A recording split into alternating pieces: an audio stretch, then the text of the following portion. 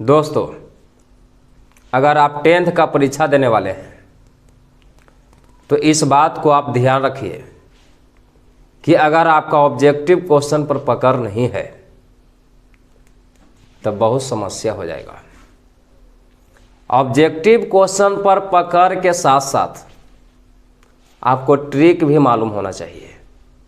अगर ट्रिक आपको मालूम है तो आप आसानी से बना सकते हैं, नहीं तो आपको ऑब्जेक्टिव क्वेश्चन बनाने में अच्छा खासा समय लग जाएगा, तो फिर सब्जेक्टिव कैसे आप बनाइएगा। तो मैं आपको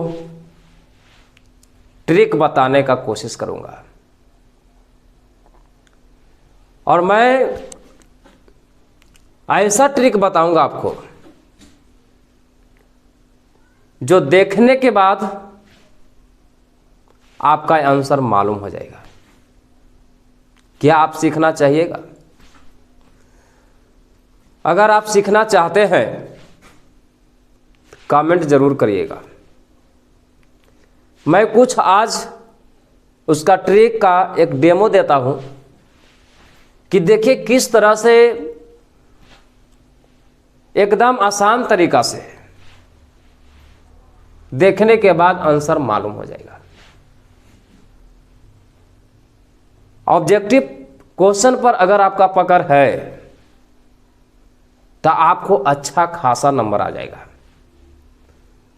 समझिए कि आपको फर्स्ट डिवीजन कोई नहीं रोकेगा, फर्स्ट डिवीजन आपका रखा हुआ है, लेकिन आपका ऑब्जेक्टिव क्वेश्चन पर पकड़ नहीं है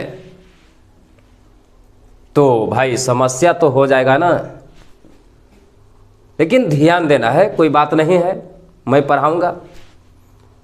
जो 10th का परीक्षा देने वाले हैं सिर्फ ध्यान से पढ़िएगा, आपको याद हो जाएगा। मैं याद भी करवा दूंगा। मैं कुछ ट्रिक बता रहा हूं और कुछ डेमो में मैं दिखा रहा हूं कि देखिए, देखने के बाद तुरंत आपका आंसर मालूम हो जाएगा। देखिएगा और आंसर मालूम एकदम 100%, कोई शक नहीं। अगर रियल में आपको चाहिए ये ट्रिक कमेंट जरूर करिएगा, मैं बताऊंगा। तो दोस्तों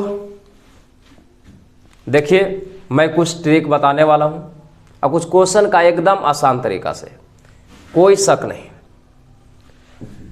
कभी कभी आपका क्वेश्चन ही आएगा कि कौन प्रमेय है और कौन अप्रमेय है, पहचानने के लिए आएगा।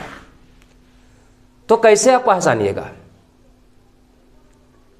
आपको बताया गया होगा कि जिस संख्या को p/q के रूप में लिख सके वो प्रमेय संख्या होगा, और जिसको p/q के रूप में न लिख सके वो प्रमेय संख्या नहीं होगा।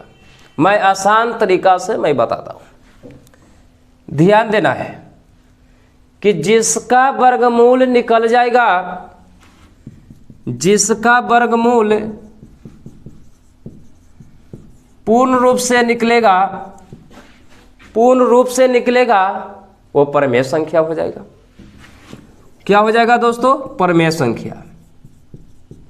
और जिसका वर्गमूल पूर्ण रूप से नहीं निकलेगा वह हो जाएगा अप्रमेय संख्या। एकदम आसान तरीका, उतना लंबा चौड़ा फॉर्मूला मत याद रखिए, इतना ही याद रखिए ना। जिसका वर्गमूल पूर्ण रूप से निकलेगा वो प्रमेय संख्या होगा, और जिसका वर्गमूल पूर्ण रूप से नहीं निकलेगा वो अप्रमेय संख्या होगा। आपको आता है 1 नंबर में, ध्यान दीजिए, आपका 1 नंबर आज क्लियर हो जाएगा, इसमें कोई शक नहीं। समझे? जिसका वर्गमूल पूर्ण रूप से निकलेगा प्रमेय संख्या होगा, और जिसका वर्गमूल पूर्ण रूप से नहीं निकलेगा तो अप्रमेय संख्या होगा।